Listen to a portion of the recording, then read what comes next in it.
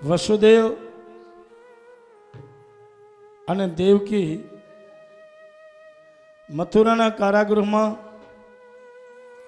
માં દેવકી વસુદેવજીને કહે, વસુદેવ, આપણા 6 બાળકોને કંસે મારી નાખ્યા અને જેનાથી ભય છે,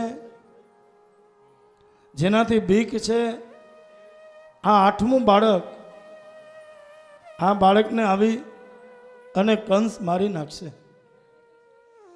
વસુદેવજી કહેવા લાગ્યા, દેવકી ચિંતા ન કરો, મારા પરમ મિત્ર આહિરકુળનું આંગણું છે, મારા પરમ મિત્ર બાબા નંદ છે અને આહિરકુળ ઉપર મને ભરોસો છે કે પોતાના દીકરાના દાન આપી દેશે, પણ જે દીકરાને મૂકીને જશું ને એને એ રક્ષા કરશે.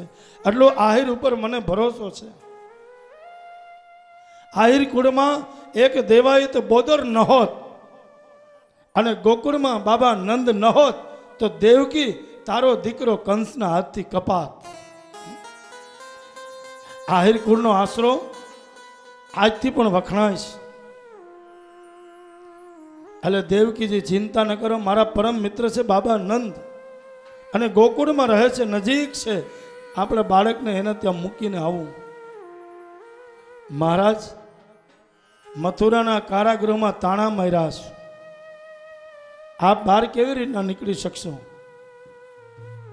છાણથી ભરેલો ટોપલો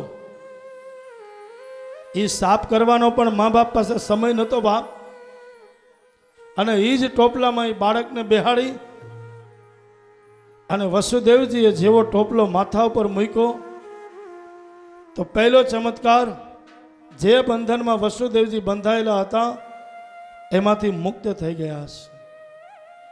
ધીરે ધીરે વસુદેવજી આગળ જાય તો મથુરાના કારાગૃહના દરવાજાના તાણ તૂટી ગયા.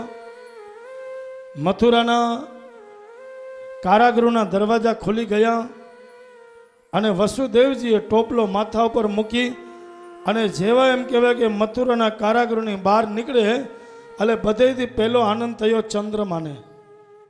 બધેથી પહેલો આનંદ થયો ચંદ્રમાને. ચંદ્ર રાજી રાજી થયા કે મારા કુળમાં મારા પ્રભુનું પ્રાગટ્ય થયું. કારણ કે શ્રી કૃષ્ણ ચંદ્રવંશના કહેવાય છે.